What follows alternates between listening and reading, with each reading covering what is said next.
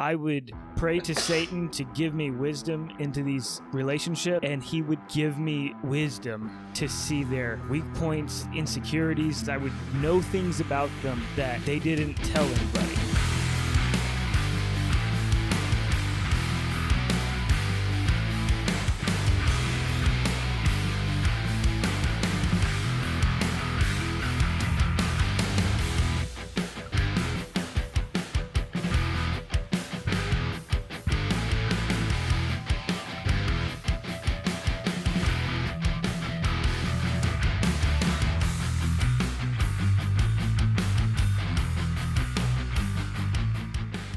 So, as my friend of, I don't know how many years now, since 6th grade, so however many years that is, a long freaking time, and co-host of my other show that we have together, Treasures from Darkness, I know your issues. Yes. Or issues. I know your past. I know your issues more now. I wasn't aware of some of that. Explains a lot. But we you know, that's what we're covering here on this show is the addiction and recovery stuff. So I know you grew up in church and you have a good family and you know, you do a lot of good things now. Not always the case. Yeah. Not to burst some bubbles. not to be a dick about it, but no, let's go ahead and dive in. So, starting with childhood. Mm-hmm. What was your upbringing like? So my parents were, my dad was a pastor, and we were missionaries for a little bit in Costa Rica. So started out in, born in Mississippi, moved before I remember anything about Mississippi to Wartburg, Tennessee. What? Yeah, Whataburger? Yeah, Whataburger. Now, I think I looked the other day, and I think in 2018, the census was 918 people. Wow. So it is a small place. So from there, at that point, my two younger brothers were born. And they got the little nickname, I can't even remember. It's an old singing group. How many siblings do you have? So an older sister and two younger brothers. Okay. Cheyenne, Wesley, and Caleb in that order. Yep. So, Wartburg, Tennessee was where I started to have memories, and my first memories it start with me sneaking out of the house, going to the side of the road, picking up cigarette butts and putting it in my mouth, acting like I'm smoking. And that set the tone for your life. My mom would come out and she was like, JJ, what are you doing? You know, you're in trouble, obviously. And so I would get in trouble for that. But how old were you when you did that?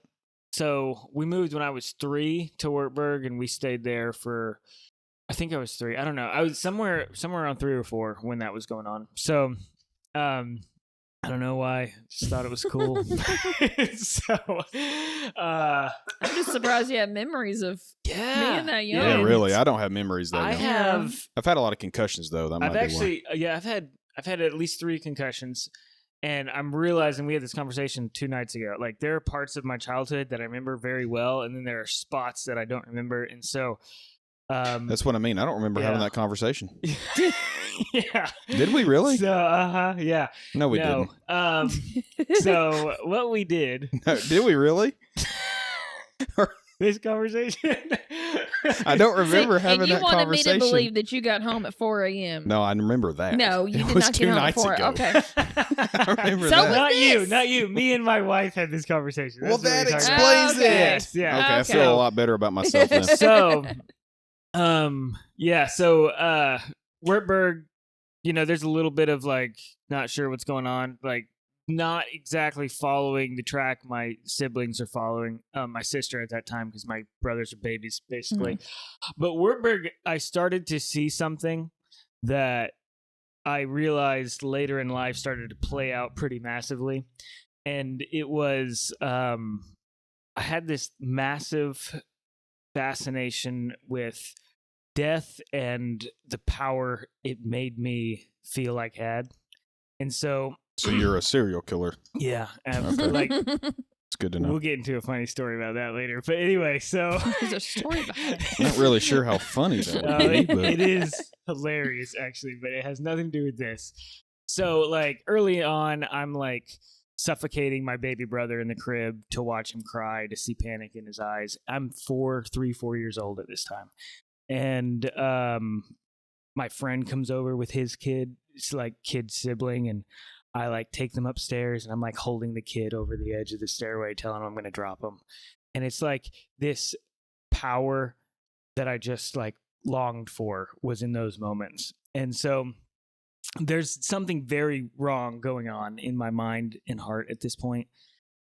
And well, just to sit on Go that one ahead. for Yeah. sit on that one for a second. You were how old when you were doing this again? I'm at least probably oldest is around 4. About Wow. about 4. Yeah. So it's not like you've had just some kind of trauma. Yeah, not that I remember anyway. Right. So Yeah. I mean, you could have, and you Mhm. blocked it out. Yeah. I mean, that's possible, But I mean, I that's guess. super But- early. Like, why? Right. Most people don't even remember that early, right? Yeah. So, But, excluding yeah. some kind of blocked out thing Mhm. that might be there, which I highly doubt, just Yeah. knowing your family and everything. Mhm.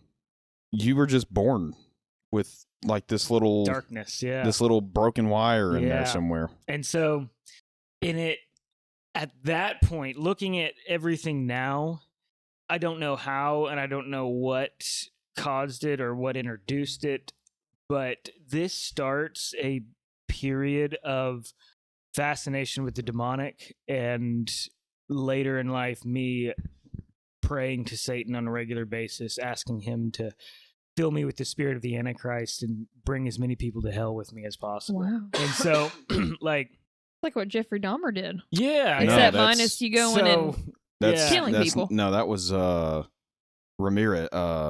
The crap. no, I know you're talking about, but Jeffrey Dahmer did something like that. He was building the altars to Satan and that kind of stuff Oh. too. So, yeah, so I did, I just kept getting farther into this pursuit of death.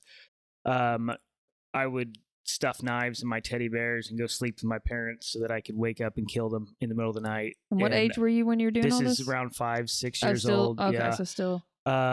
And had plans to murder my family and burn down our house. I tried arson a couple of times and got caught. Where'd It you was- get the idea for that kind of stuff? So, like, just curious. Like, did yeah. you see like the I- movie about Robert Defoe and No, I still don't exactly know who that is. that So, Amityville Horror? no, I did not see You that. didn't My see any of that parents kind were of stuff? very strict on Yeah. the like media Yeah. in our house. It's just Um, interesting how those thoughts would come yeah. come to So you without any I kind of external I influence. do have external influence, like 2 specific things, which is weird because these, to my knowledge, are the only 2 things that were able to seep past the net my parents had, right? One of them was a quick clip of a 60-minute show that came on TV for a moment, and then my dad switched it, Mm. and it was about a girl who got adopted, and she was trying to kill her family, and that's all I saw. And from that point, I was like, Mm. I can do this. And then, at a little bit older, I got into watching America's Most Wanted, but I didn't even understand what was going on. And so some of those things that I could understand, I kind of like fed off of. So those were 2 points that I did have influence in there. Then when we moved to Lakeland, Florida we lived in a very bad area in Lakeland, Florida. It was just ridden with crime. We had people breaking in. We lived in the parsonage, so the house associated and right next Mhm. to the church. The church was broken into like multiple times. And then our house cars were broken into. There were fights with curb stompings right in front of my house. And it was a violent, broken place. During that time, there was influences and friends that I had, stuff like that I know would later come up as far as what I valued, kind of just gang life, stuff like that. And then Costa Rica, when we moved to Costa Rica, that was where everything like dark really bad. And so, how old were you when you moved to Costa Rica? Costa Rica, we are there. I know we're there during 9/11. So 2001, I think we had been there a year. So either I think we went there during 99 or 2000, maybe it was 2000, and then we were there till I think 2002 or 3. So what happens during this part of my life is like I don't have a lot of memory of it except for things that I did horribly wrong. And so like a lot of abuse towards my family. Wesley doesn't remember 3 years in concession because he's disassociated it because of the trauma that I caused him, right? And so a lot of physical abuse, a lot of fighting, a lot of there was Wesley probably should not be alive. There are like I've choked that kid until he is blue in the face, and my sister had to full sprint run into me before I would get off of him. I have thrown roofing, like aluminum roofing off of roofs at him. I have thrown saw blades at this kid in a closed in like enclosure. Like there's a lot of reason for him not to be here. And I hate it. Like that of everything in my life, these are the moments that come back in dreams. Yeah. And I am like it's not trauma done to me per se, but I am seeing the monster that I was at that point, and it like just crushes me that the one place Wesley should have felt safe was the one place he couldn't feel safe. And so there was a lot going on. All of it I don't fully understand. There were relationships and friendships that I had at that point that pushed me to hate my family. And so I became very hateful of them. I didn't want them touching me. If they did touch me, and this is where my OCD started to pick up, I would scratch those places until I was raw because I felt when they touched me, it was just like burning sensation. Like I don't know how to explain it. And then I think you explained it pretty well. It was a burning sensation. Yeah. And it was just like, it's very psychological, but this hatred had just consumed me. Right. And so all of this is going on. And then when I come back to the States, I immediately hate everything my family wants. I'm praying to Satan at this point. I'm asking him to fill me with just darkness. When I wake up in the morning and I go out on my day, my goal is to see where demonic activity is working and go and aid that. And so like I have a question. Yeah, go ahead. So stay on the mic. When they would touch you and you would feel that way, were you praying to Satan at that point too? Yeah. So very. So would there be maybe a sense of the? That's what I was gonna say. Yeah, because they were Christians. Yeah, and the hatred was towards my family and towards the church. Yeah, 100%. I hated everything to do with any of that. It could have been if you were like doing all that demonic stuff. You could have even have some demons in you. So whenever you're being touched by something like that, you start burning because that could very well. Which is still just so crazy to me because you didn't have any there was no outside influence. There was no trauma that somebody did to you. You just had this hatred and anger towards what most people in the world would consider to be good things. Yeah. Well, I wonder at that age, can you like be possessed by a demon that can cause that kind of stuff to happen? I believe I was just because I was hearing. I mean, I was talking to demons at that point. Yeah. And it got increasingly worse as I got older, especially when drugs came in later on.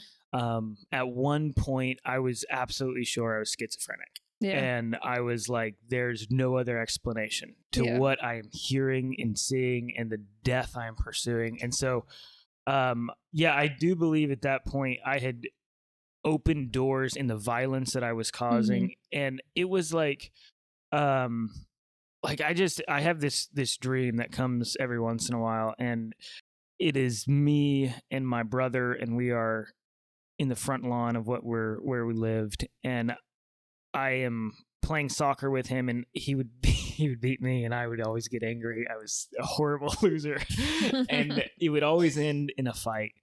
And I remember fighting him, and in the dream, I just break his arm. And I look at him and I see the pain and I see the hurt. And it's more than just I'm hurting. It's you're my brother and you've betrayed me hurt. And it attacks my heart. And I know I've done something wrong and I know I should feel compassion. But what this overarching sense is telling me that if I show compassion at this point, I have failed. I have become weak. I have not lived up to who I am. And so that was the consistency of my life, is I would cause harm. I would feel this tug of compassion, and I would do everything to drown that out and to make it less. And so I think this push for violence, this seeking of death, really did open me up to spiritual forces that were taking over in my soul. And so then I got a hold of, I had read somewhere that drugs can be used as a gateway into demonic activity. And so it thins that veil. Yeah, especially meth when you've been up for so long. Yeah.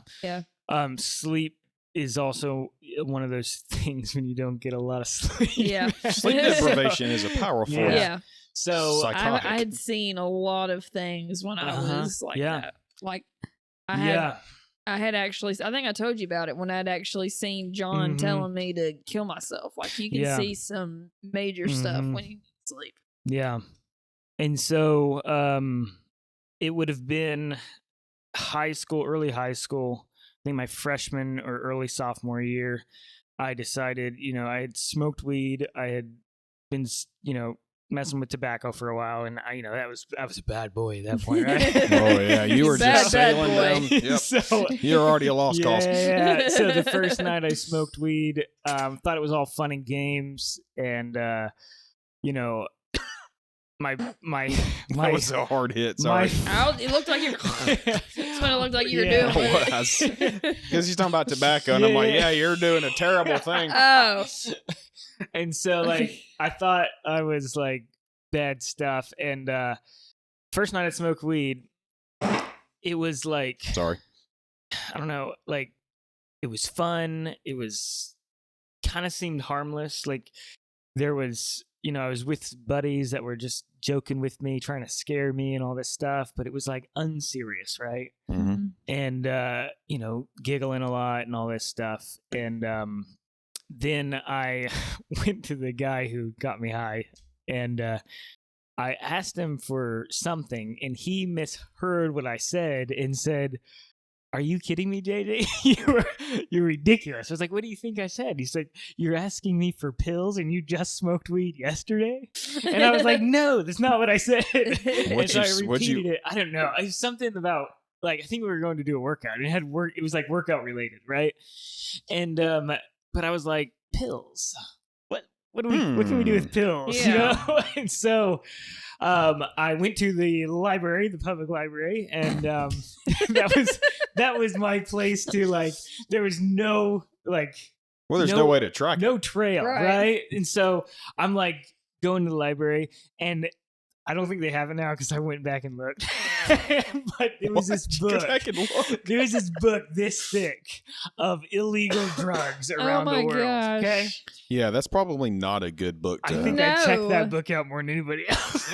So I checked it out. I told my mom I was interested. We need to make sure Lily can't get a hold of that book. Yeah. Really. So I told my parents I was interested in being a pharmacist. My aunt was a pharmacist. I was like, I think I'm interested in doing that. So that's why I was able to have that book in the house. So I in doing this, found some websites that were kind of the same thing. At least you're somewhat clever about it. I tried to be. When you're in a household that is as strict as mine was, you're paranoid all the time, right? Because you get caught for things, and in my case, everybody else in the family gets caught, and I get blamed for it. So I'm trying not to get caught on this, right? And there was a reason I got blamed for everything. It was because most of the time it was me. So I can't really fault my parents. Always change it. Yeah.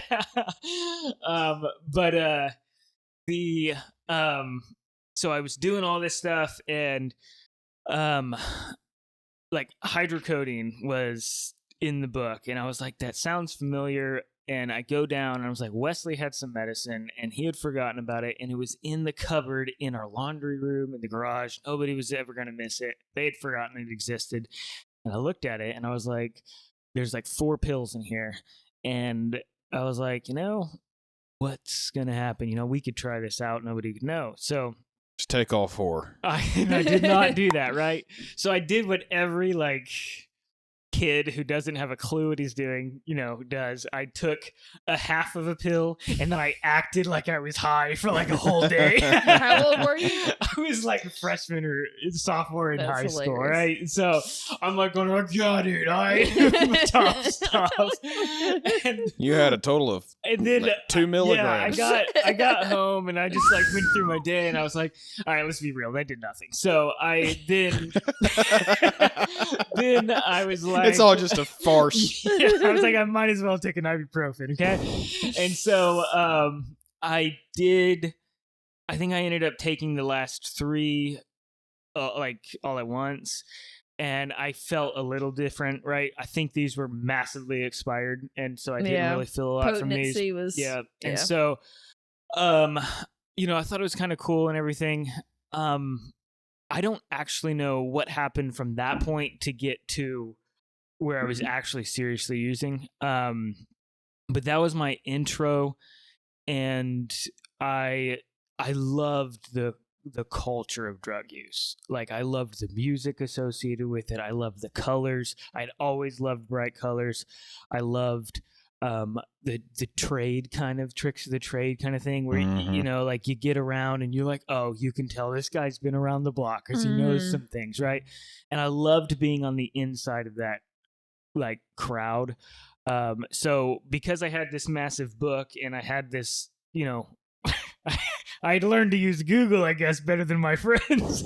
I tried to become the guy that people go to ask, what is this pill? Like, send me a picture of a pill, I'll tell you what it is, kind of stuff. Really, I was Googling it. Hey, it works. Yeah. That's what most people do. Let's be real. And so most medical stuff is searched by doctors. Yeah. So what's wrong with you? Uh-huh. Okay, well, I'll be right back. Google in the back room. It's a tumor. Yeah. Oh no. Do you not have WebMD?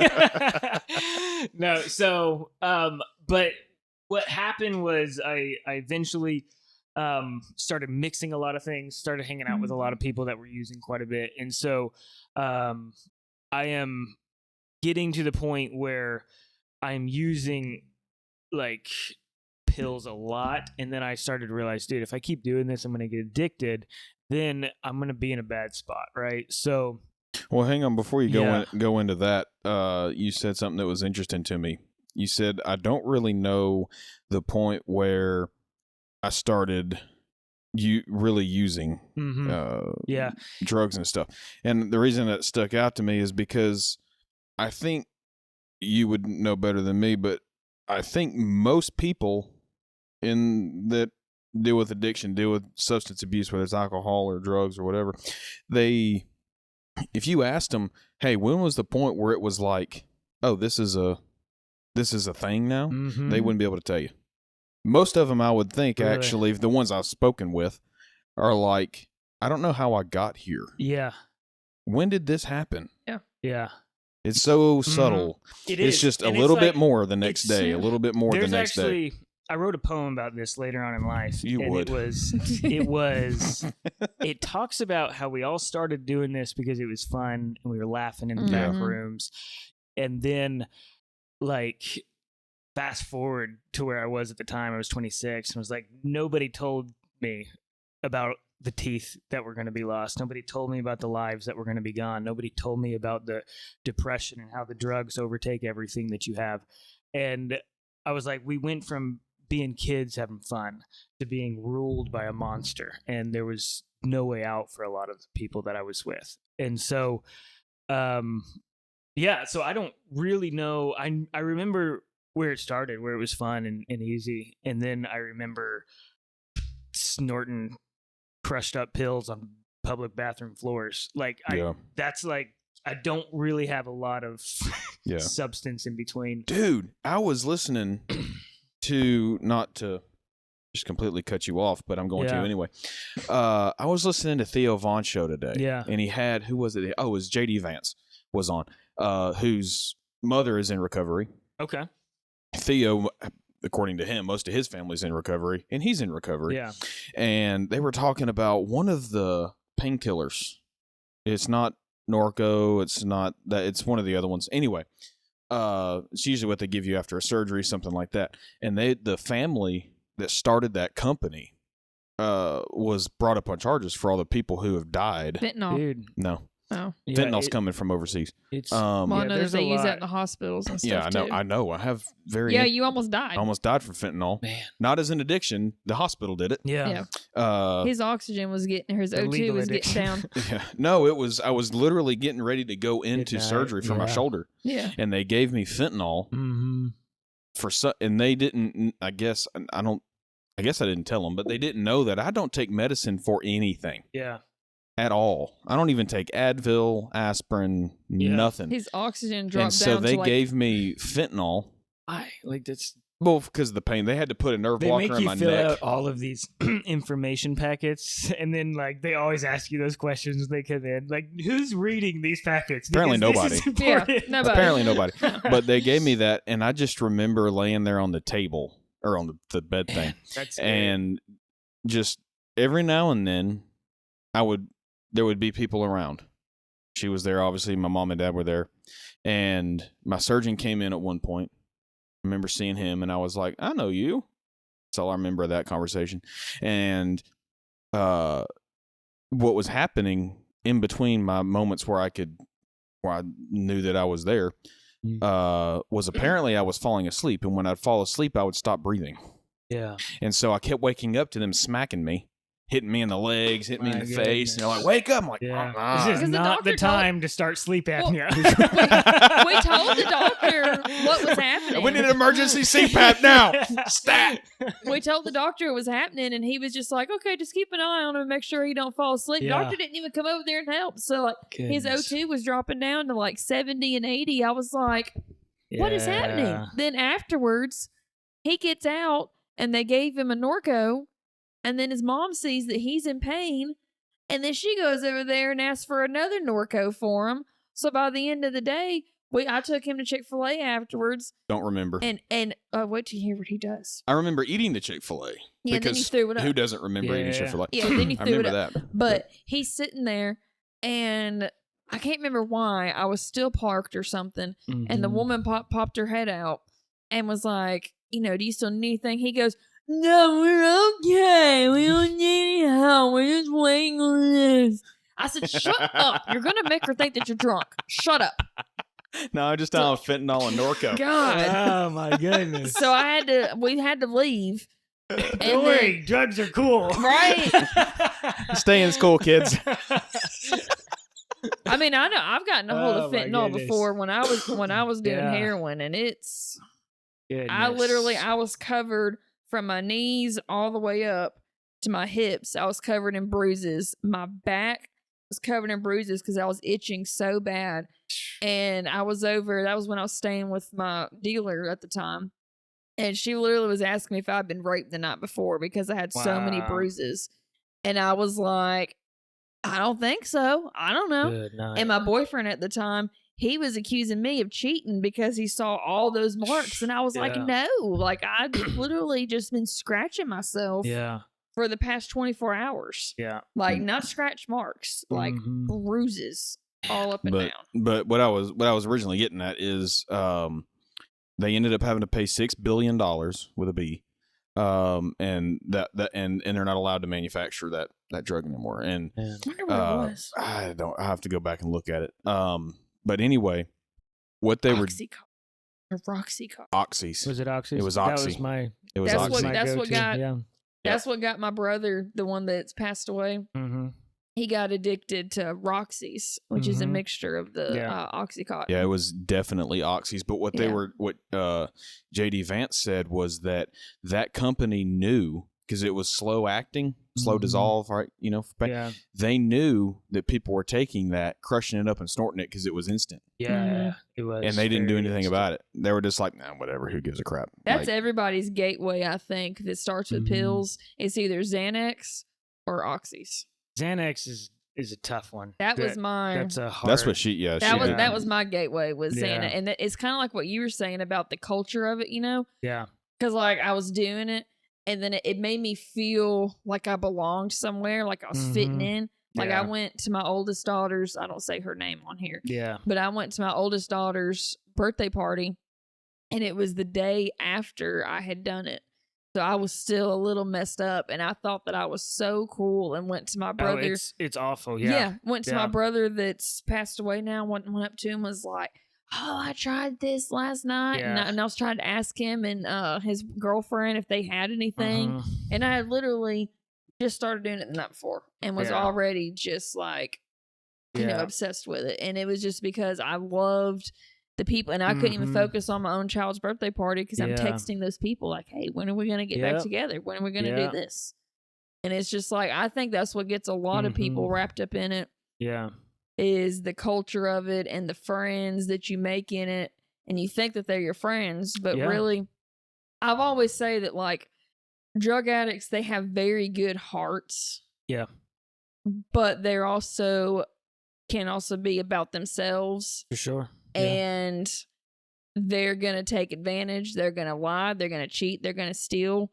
They're going to do you dirty. But then to somebody else, they're going to give you the shirt off their back. Yeah. Like it is a weird dichotomy for sure. Yeah. Yeah. So to bring it back to you, since we went on a rabbit hole. Went on a rabbit trail that was rabbit trail. That's how you say I that. think it's fun.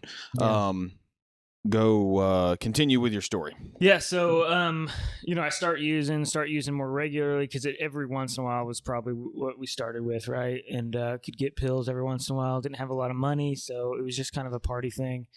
Then I started making friends for the sole purpose of they do drugs, and every once in a while I can do it for free with them, right? So when that continues, then I'm doing it weekly now, right? And then I'm waking up, getting high in class, staying as high as I can throughout the whole day until I can come down enough to talk and be normal. So you're still doing this while you're in school and everything? Yeah. This was, so I, with my motivation in life to be just demon possessed, I gravitate towards the people that I see have the most darkness in their life, right?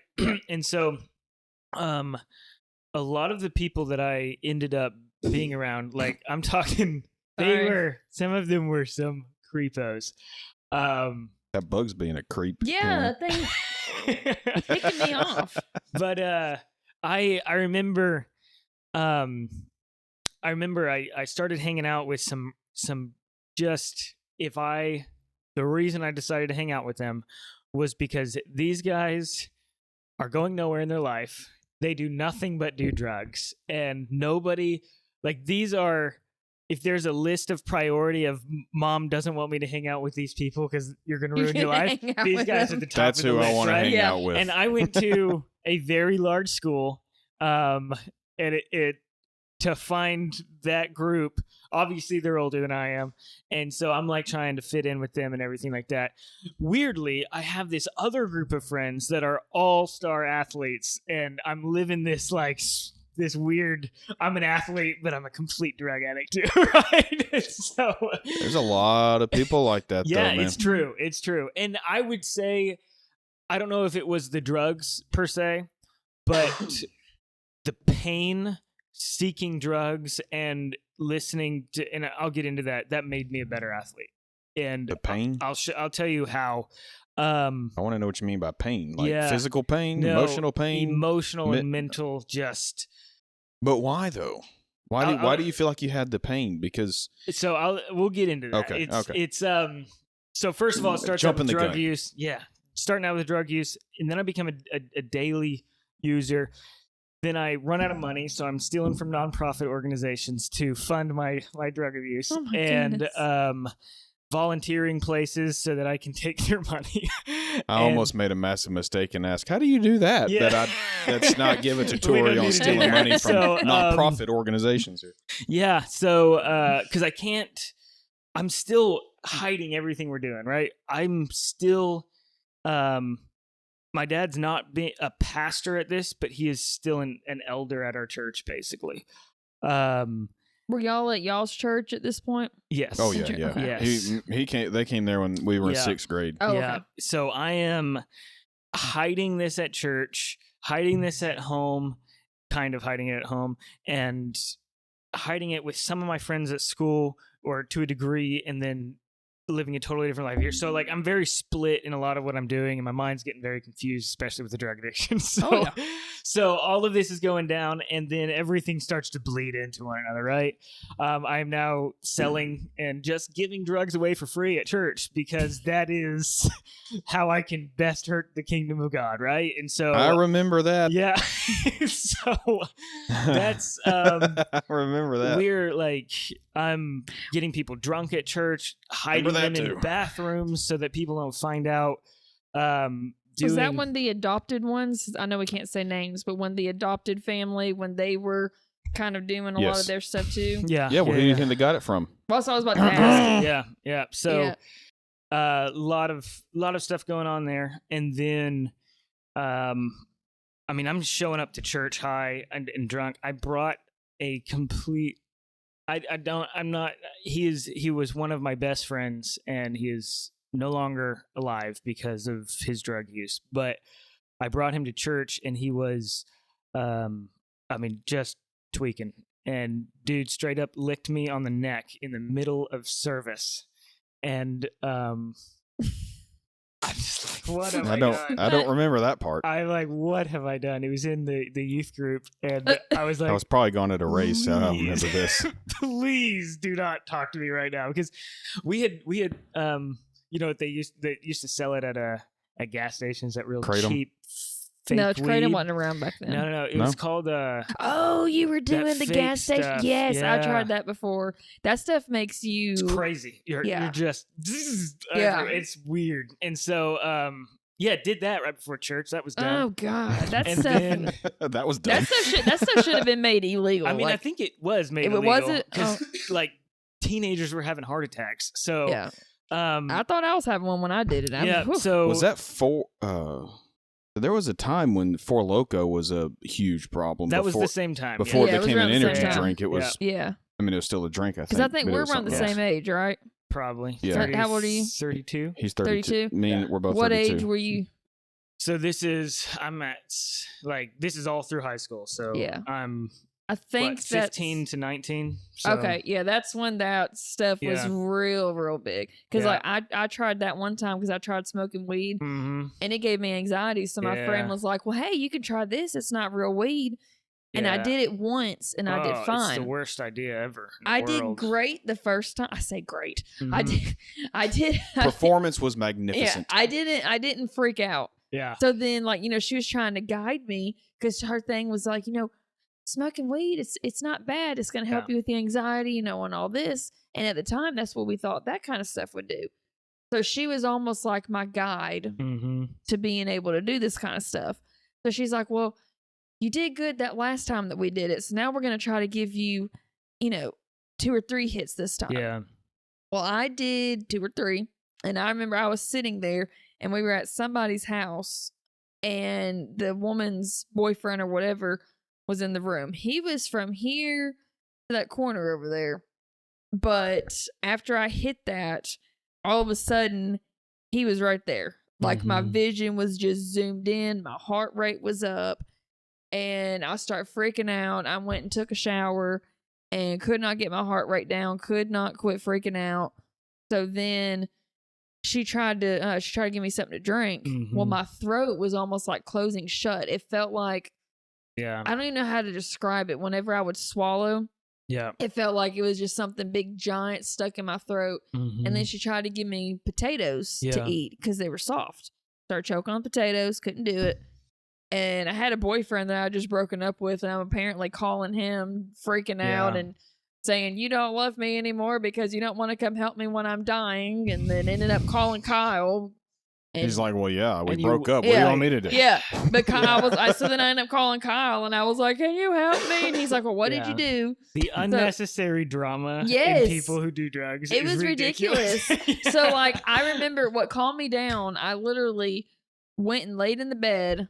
They had a pit bull there. I got the dog, and I cuddled with the dog, and that was the only thing that could calm me down. Yeah. But what was crazy, I went to school the next day, and that anxiety came back and everything zoomed back in. I don't know what that crap did to my brain. So I go to the nurse and I tell the nurse what I did the night before. And then I proceed to tell her that I think that something happened and that it put me in a coma and that nothing was real at the time and I was in a coma. And she said, Christina, I don't get you put in a psych ward. Yeah, she said you were high. Yeah. That's the problem. She said, if you were in a coma right now, we wouldn't be having this conversation. I said, yeah, that's what you would tell me if I was in a coma, though, wouldn't you? And I still, to this that day, makes so much sense. It did to me. She still have moments where I have to remember, and I feel like it's because that stuff messed something up in my brain. I mean, I feel that way too, but it's just because I've been so close to death so many times. I'm like, what if? What if? But it messed my brain up so bad because when I smoked weed for the first time, I had a similar thing. Yeah, but I'm pretty sure that it was laced because I've smoked it other times, and I've come to realize some of my experiences were anxiety. Yeah, because like a friend of mine who I was with the first time I smoked weed, if I'm around, even if I'm not smoking it, and like Dylan's actually been around us when it happens, if she's in the same room as me and she is smoking and I smell it, I instantly go into a panic attack. Yeah, because it's a mental thing. Yeah. If I do the vapes, that's just the straight THC, you're fine. Yeah, I have no issues. There was one time I did it, and I'll stop after this. There's one time I smoked out of the THC vape, and I was so relaxed. Like my mom, it was when I was trying to get sober off of meth and heroin one of the times, and I was back with my mom and them, and she was going into physical therapy. And I had a friend come meet me up there, and we went out to his car and we started smoking on a little pen. I had him come meet me there, and I sat out in the car with him, and we were, smoking on the pen together. And I got back in the car with my mom when she was finished, and I'm sitting in the passenger seat just tired drives. And she knew because she smoked weed, so she didn't care that that's what I was doing. Well, we went over to her friend's house. And they were all sitting around smoking weed. Well, I'm still just the entire time, just like sitting in the chair, was not talking about, but I was listening. Yeah. Like, so I was paying attention. I was alert, but I wasn't, I couldn't keep my eyes open. So I'm sitting there, and she told them, that I had smoked that and this and that. And dude's sitting over there. Wow. I don't know what kind of story and saying it, thinking that I'm asleep, sitting right over where Dylan's at, away from me, and sitting there saying, I don't know what she's telling you, but there ain't no way that's what she's doing. I ain't never seen nobody act like that on no weed, blah, blah, blah, blah, blah. She's done went and snuck off and done some heroin or something, this and that. And I'm just like this, and I'm like, no, I can hear everything you're saying. Yeah. Well, they couldn't because you're talking too low. So, well, they couldn't because you're talking too low. Oh, I was talking lower than that, but. I know. I'm telling you. I know, babe. Okay, well, okay. I'm trying to lay how I was. She's still learning microphone etiquette. Yes. Hey, me too. So, but anyways, I had my eyes closed like that, and I was like, I can hear everything that you're saying. I said, and I think it's pretty stupid of you to sit there and think that just because I'm like this, that means that I'm doing something different. I said, I am just high and just want to relax. And I can't remember what else it was, but like she actually had my back about it. Like she believed me that I didn't do nothing, but it showed me the difference in like what I don't know if it's like people are lacing stuff or what it was, but if I do that, I'm perfectly fine. But if I do that gas station stuff, there's gas stations are I don't even know what, like, It there's some crazy stuff going on at gas stations. It had my mom one of the times it was when she kind of started doing that, and I don't know who called her, what made her freak out, but we were driving down the road and she hurried up and went back to the house because she thought someone was coming into her house. Mm-hmm.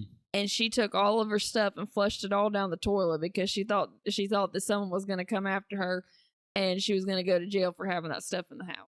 Yeah, it's paranoia. Yeah, I know she did, but she doesn't get paranoid when she smokes. Do when you, oh well. Yeah, that's what I'm saying. Like that stuff, like apparently they do. So I'm saying on that stuff, she does. Back to your stuff. Sorry, where were we at? Yeah, so I started using drugs. Things started to get a little bit stricter around my house. They could tell something was going on because I would come home, my eyes would be all bloodshot, or I'd be acting weird. My friends that I brought home were acting weird, and so they started to get a little bit stricter. I remember I went to a youth camp and came back, and my little brother said, "Yeah, when you left, Mom was searching your room for crack pipes." I was like, okay. I could just see him saying that too. He probably said it with a smile on his face, half laughing, knowing him. Yeah. So, hey, by the way, the crazy thing is that I had a piece that I had made and an apparatus to smoke weed out of, and some weed there, and I had thought I can leave it in a jacket in my closet, and nobody will probably find it, right? But if I take it with me to church camp, I'm going to have to like monitor this stuff like 24/7 to make sure nobody finds it. So, but I was like, I'm going to feel better if it's with me. So I took it with me, and nobody found anything in my room. And most people that I have met that do drugs take real pride in their ways of hiding stuff, right? And so I was no different, and I'd gone out above and beyond. I was burying stuff in my neighbor's yard. So I was like, if it gets found, it's your fault. And so, sorry, neighbors. But when I got to pretty clever. Yeah, really. When I got to church camp, I was going and had it in my jacket, and we were watching volleyball on one side of the campus, and then I had like a football game or basketball game on the other side of the campus, and it was so far away we had to ride a shuttle to get from one side to the other. And I left my stinking jacket in this auditorium with hundreds of kids just from other churches just going around, and I was like cold. It was freezing cold. It was like October or something. And I'm out. It was football, I remember, because I was like, I'm going to need my jacket while I'm sitting here on the sidelines. And I was like making a big complaint about it.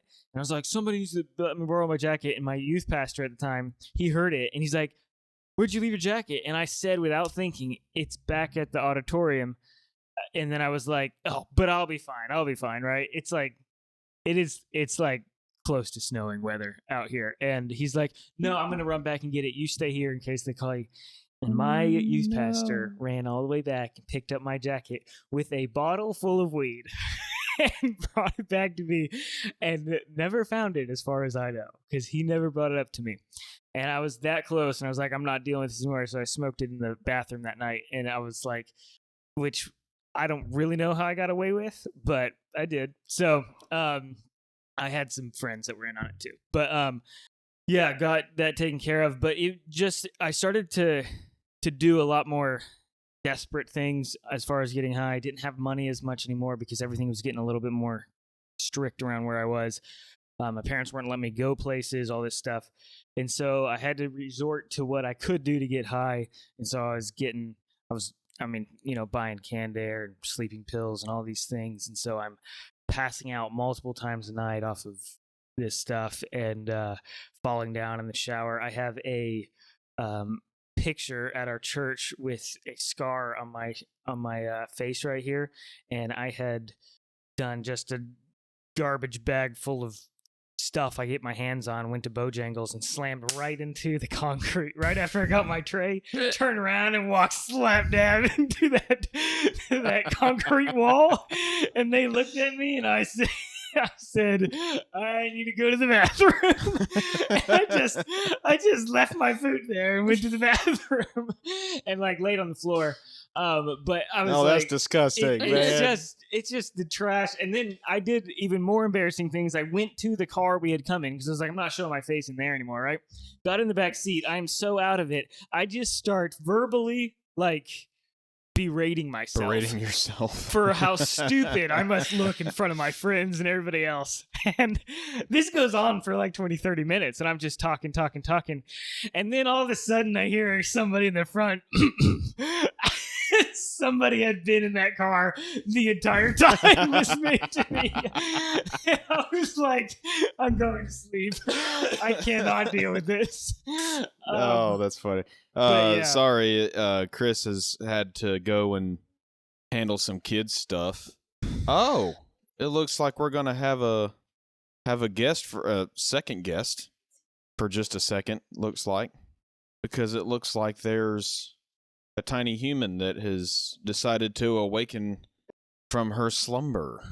You got lights attached to your head. Yeah, headlights, as they call them. And here is the secondary guest.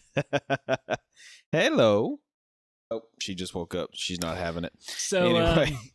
So along this trail of problems, right now I've become a person who doesn't care what I put in my body. I'm just doing it.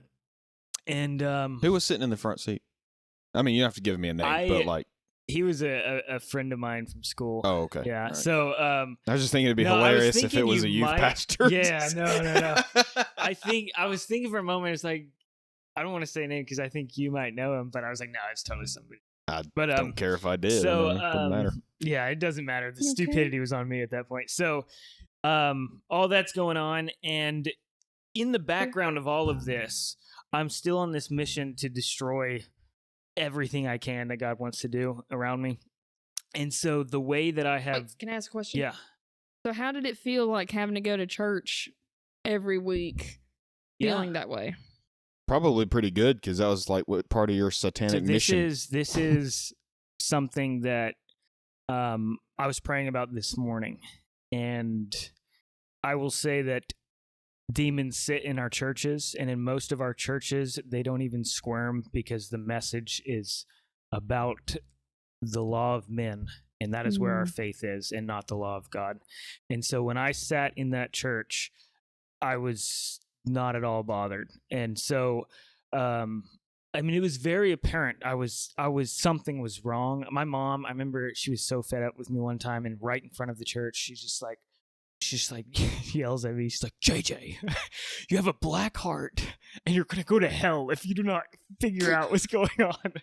And I looked at her and I said, I know, and I'm fine with that. And I'm like, man, talk about breaking like your mom's heart, right? Yeah. And like, she just didn't know what to do at that point. And no, I remember. I mean, I remember when all of that stuff was going on. You had somebody, I don't remember exactly who it was, but somebody said something to me about it.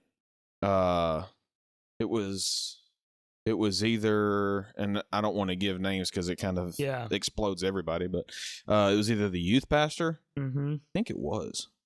Me and him were real close, so I think it was him. And he was like, hey, do you know about blah, blah, blah, blah, blah? And I'm like, yeah, freaking, have you seen? Yeah. And he's like, what do you, like, how do you, like, they were asking me, how does this, like, happen? How's it, and I'm like, dude, I don't know, bro. Yeah. I was racing at the time, so I was gone a lot. Yeah. And I'm like, I don't have any interest in it. Yeah. I don't, like, I'm busy. Yeah. I've got stuff to do. But it was a big, talk about it was a big thing for a youth pastor. Oh man, like, yeah. Good night. It's like most people have problems. But you know what's hilarious? Yeah. It's not hilarious. It's ironic. The irony of the fact that when that was happening, all of that was going on.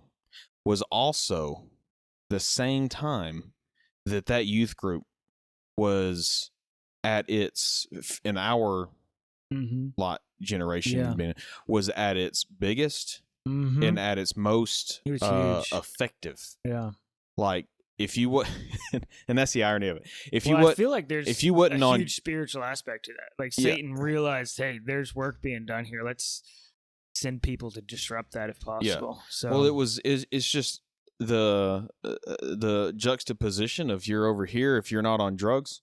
If you're not doing the drugs that's being provided by JJ, then you're on fire. Then you're on fire for, it was like these two polar, but we still did everything together. Yeah, which was odd. I mean, I definitely, and it was probably because people and by had everything, an idea. I don't mean drugs. Yeah, I just mean like all the events we did together. Like, I remember going to the pool parties over at certain person's house all the time, as a youth group. And like all the time we were around each other, it was just crazy. And we all knew they don't do it. They do it. Yes. And nobody cares. Yeah. And in the terms of like, I'm not going to say, nope, I don't talk to JJ. I don't go around JJ because he's doing this. You were definitely probably my closest friend who didn't use at that point. Yeah. A lot of the other ones who I actually looked up to, and not that, I mean, I looked up to you. I enjoyed your company, and you actually were kind of a bright light in all of that.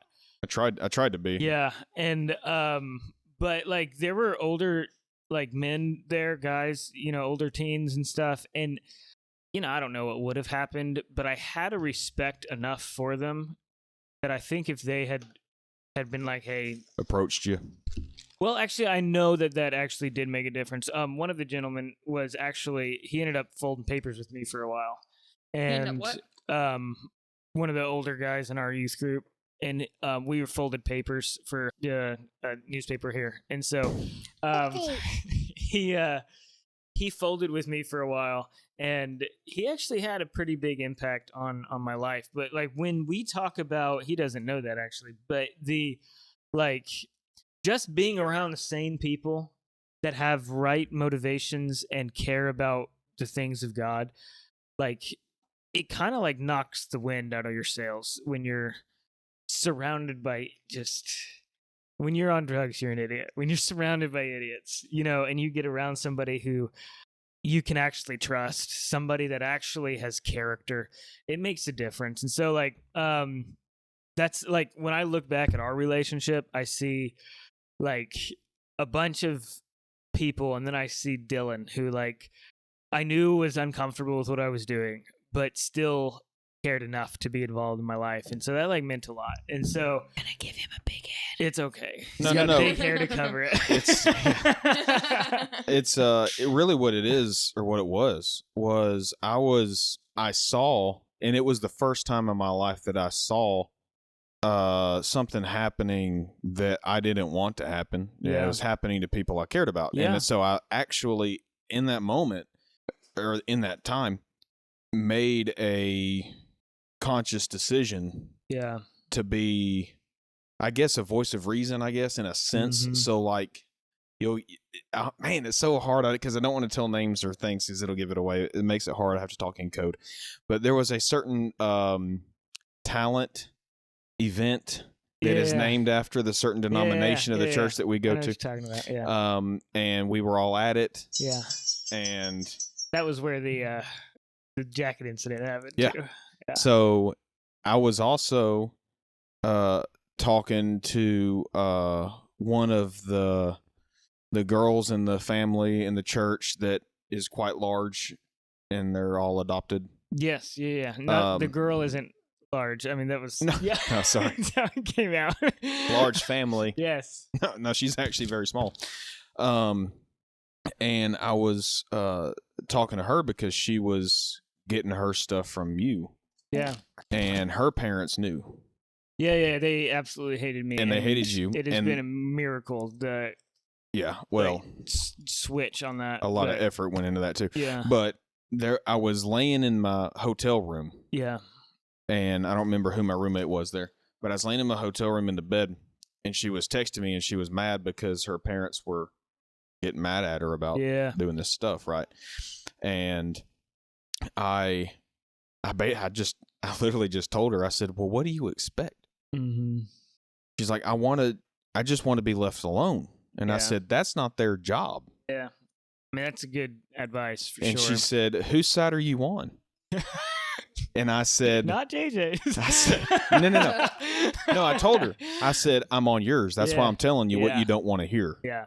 And we still stayed friends. We're still friends, but Off the baby? No, different one. Which one doesn't have a baby? Yeah. No. The one I'm talking about does not currently have one. Wait, no, yes, she does. I'm sorry, she does.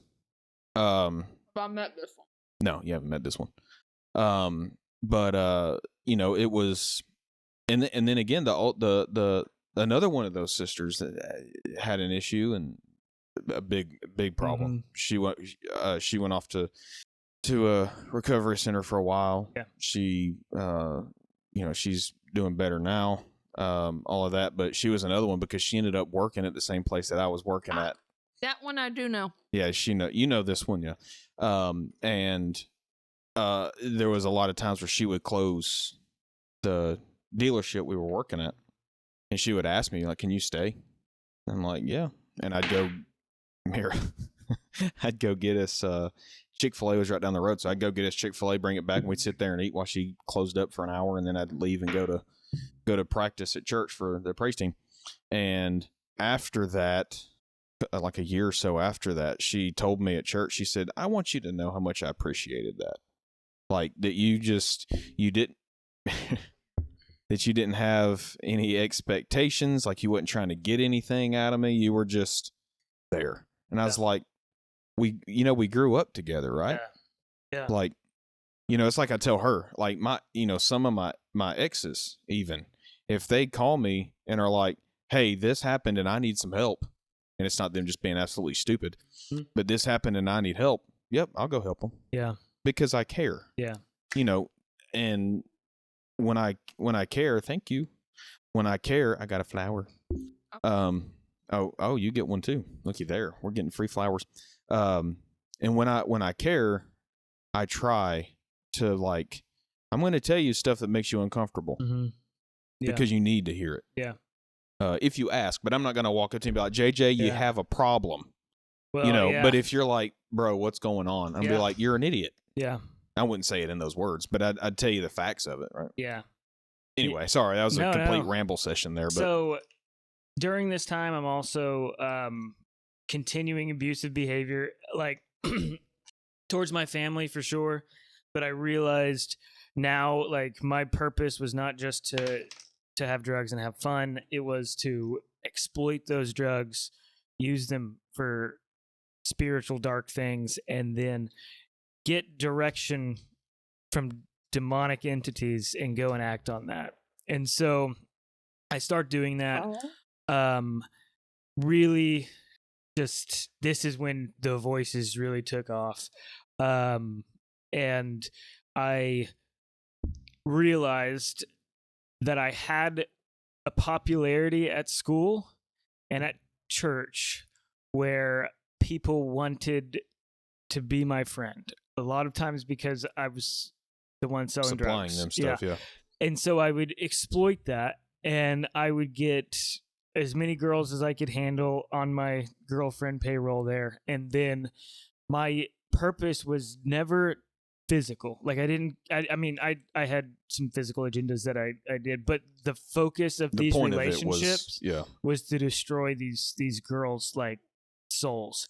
And so give me wisdom and insight into these relationships, and he would tell me, he would give me wisdom to see their weak points, their self insecurities, their all of these things. I would know things about them that they didn't tell anybody of abuse. I would see signs of all of these things, and they would become so clear to me, and I would start to build a foundation of me as their rock.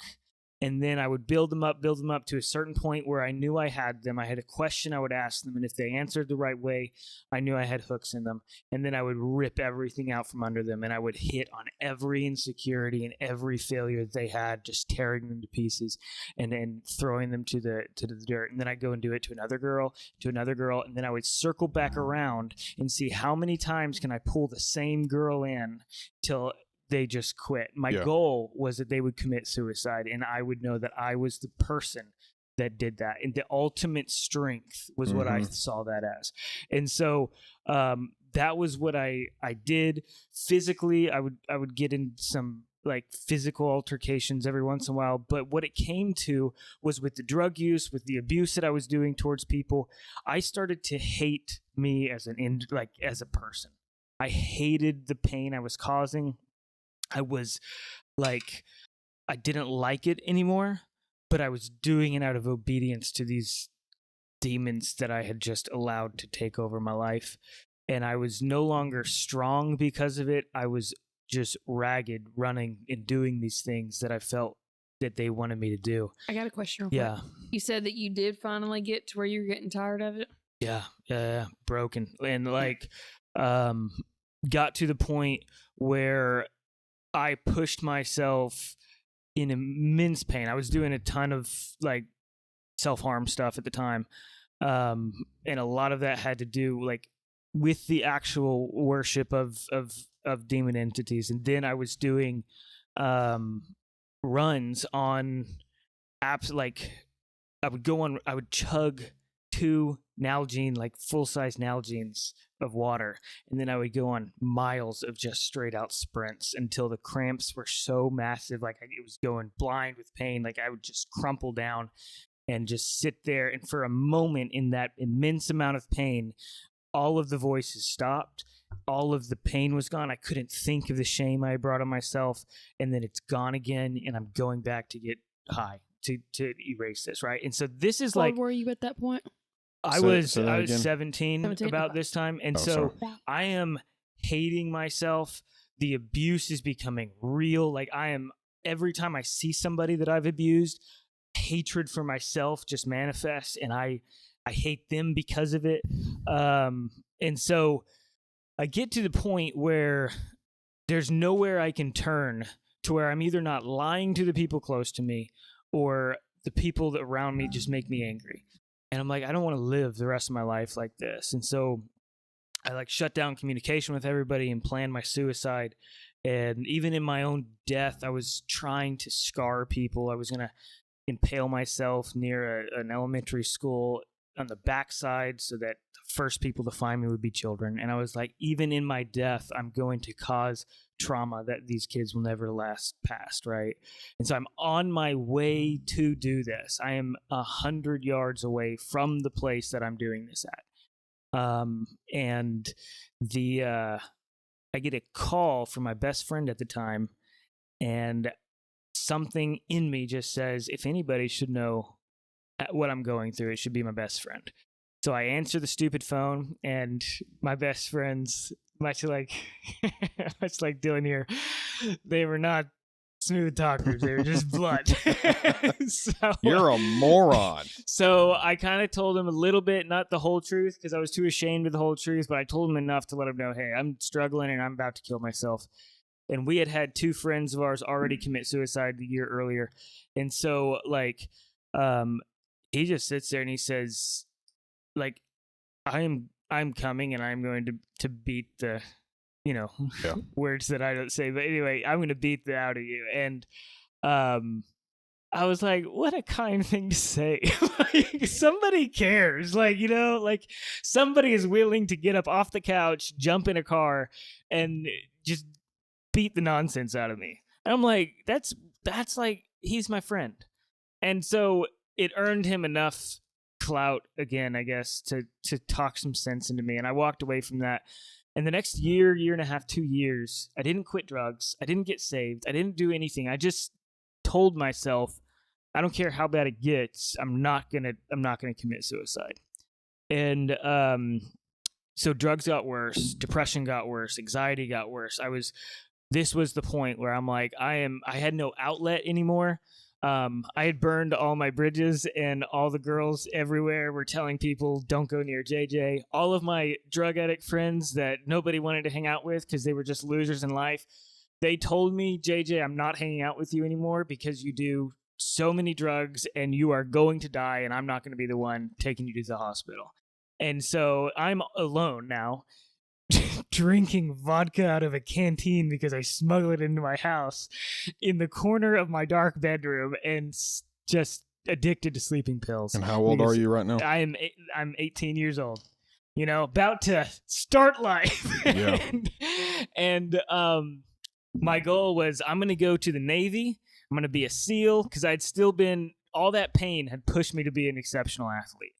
And so I was like, there's nothing the SEALs can throw at me that I'm not going to be able to take at this point. I hate myself enough to die right there, right? And so I'm either going to make it, or I'm going to die in the ocean in Coronado. And so I was like, I'm going to be a SEAL. So that was my plan. I go to these SEAL recruiters, and I'm not a big guy now. I was littler then. So I'm a whole, 140 pounds soaking wet, if that. I might have been 130. And the recruiter who I'd been training with, I've been going to like SEAL prep courses and every weekend at the Y, doing swim, drown proofing, all this stuff. So I was prepped. I had the PT score. I had done the ASVAB. I had done all of that stuff. And he looks at me right before we're about to get everything ready to go to MEPS. Okay, I lied like a dog to get approved. No problem when you do that. That's what you do. Yeah, going in. I just don't tell them anything. Yeah, and so surgeries, no. Drugs, nope, never done it. You're a perfect specimen. Perfect. That's all we allow in the military. So my parents come in with me, and the recruiter's there, and I'm there, and he looks at me and he says, JJ, I'm just going to be honest with you. He sees a kid that is well-groomed, that's been able to keep it together because of athletics and because I have a very strict family. And I look like a preacher's kid. And then my two parents, who, they are what you look at when you watch Midwestern family, comedies on TV. They are the beavers. Yes. And so in a way, yeah. Yeah. And so he looks at me and he says, JJ, I'm going to be honest with you. I don't think you've gone through enough pain in your life to do this. And I was like, in my mind, I was like, I know the people you've let into this program, and I've gone through more than they've gone through. And I can do this. But I respected this dude so much because he was a SEAL. Right. And I was like, I'm going to listen to you, man. And so he's like, if you're going to go to college, my parents want me to go to Bible college for a year before anything else. And this was like a huge point of contention. Oh, yeah. I remember that. Yeah. Yep. I tried to run away multiple times. Yep. And you have to be 19 to live on your own in Alabama, or at least at that time. And I was 18. My parents like I'd sneak out quite a bit at night, and my parents found me one time. And there's a few times, and I was like, I am getting worse at this. But they're like, if you ever run away, we're calling the cops, and you're going to ruin your chance at getting, you're going to have a record and all this stuff. And they like held the military over me, which was a smart move. And so, yeah, that's pretty smart. Yeah. So I like stayed in the house, and he's like, you need to go to college for a year. If you're going to do that, come back. We'll be here. We're not going anywhere. So I was like, okay. So I went to Bible college. Now, previous to this, there's a few things that are happening. Number one, I have this very consistent annoyance in my life that comes around every summer. And it's this camp counselor dude that will not leave me alone. And I hate going to see him because it's like the veil drops. He knows. And I cannot get away from it. And I hate it. I hate it. I hate it. I hate it. And he's just like up front.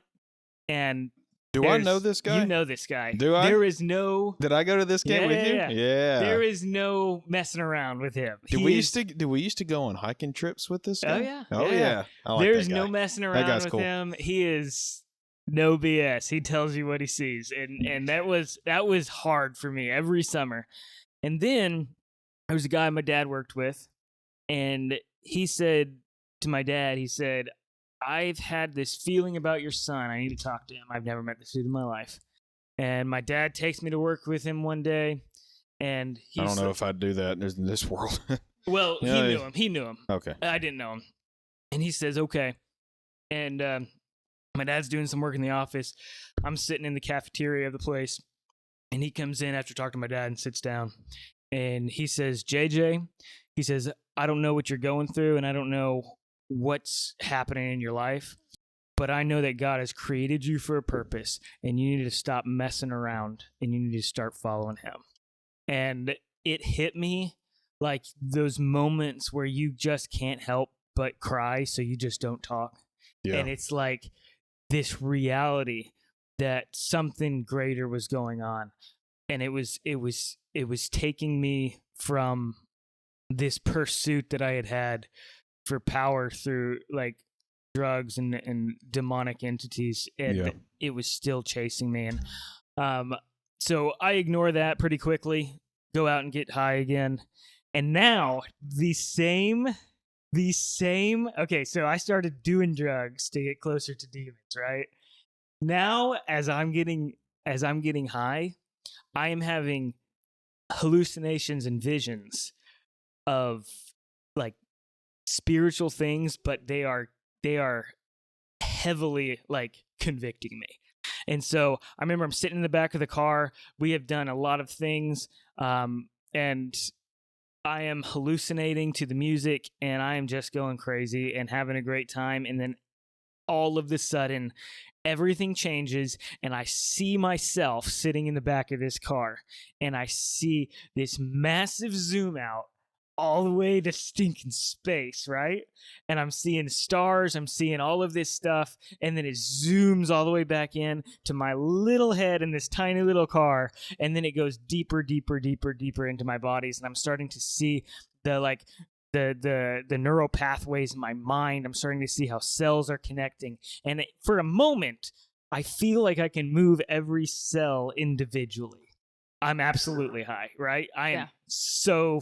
What are you on? I'm on quite a few things. We had smoked some stuff that was laced. I think I had taken 2 or 3 different pills, sleeping pills on top of that, and so we're on quite a lot of stuff. No, which is weird because I'd never had these vivid of hallucinations on just like this kind of stuff. Yeah. But and then I'm like, this is really cool. I'm vibing with the music and everything like that. And then like a snap happens and everything goes black. And I hear God speak to me and he says, JJ, look what I've given you and look how you're wasting it. And I was like ruined for the rest of the night. I was like, what in the world am I supposed to do with this? And I sat there with tears in my eyes in the back of that car, looking out the window, looking at the stars that I had just seen in this vision. And I'm like, God, I want to follow you, but I am going to do this tomorrow and I'm going to do this the next day. I've tried to quit and there's no way I can get out of this. And I was just defeated in that place. Are you still 18 at this point? Yeah, this is probably a little earlier than that. So this is kind of when I start seeing spiritual kind of defense happen during my times of like being high. Another time we took a bunch of ecstasy and I am up all night. I've taken way too much ecstasy and my heart is going crazy and I think I'm gonna have a heart attack that night. And I sit there and I'm with my buddy and I said, dude, we can't do this anymore, we're gonna die. And he's like, you know what, man, you're right. And he ended up passing away probably 6 years later because of party drugs. But at that point, we said, we're never going to do this again. We made a pact right there, and we waited out the rest of the night. We prayed together as we're high. God, if you save us, we're never touching this stuff again. And we got out of that, went to school the next morning, did ecstasy again that next night. This was life. Like, this was it. It just, I was so addicted to being high. I knew there was no escape. And so, like, I went,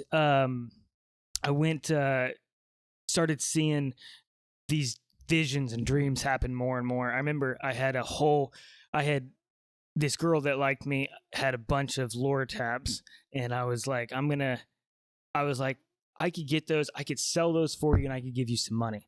And she's like, you know what, JJ? Just take them all, right? And so I had like 16 lore tabs, and I was like, yeah, absolutely. So I took, 2, felt pretty good. I I stopped swallowing long ago, so I'm snorting all of these, and so they're hitting real fast, hitting real good, and then I'm working my way up, and I'm like, get down to 8. I've done half of them, and I'm like, man, like 8's a good amount to like. That's a good one. But if I go past this, I'm looking at 6, and that's not as strong as 8. And so I went into my brother's room. He's playing Mario Kart, and I said, hey Wesley, I said if you had I said, if you had 16 donuts and you had already eaten 8 of those donuts, but you wanted to eat them all right now instead of save them for the next week, how many donuts would you eat? And he just looked at me like I was an idiot. Weird question. Yeah. What are you talking about? And he just looked at me. He's like, I don't know what you're talking about. So I was like, you're right. All 8 of them. So I went back to my room, did all 8 of them, and went to sleep.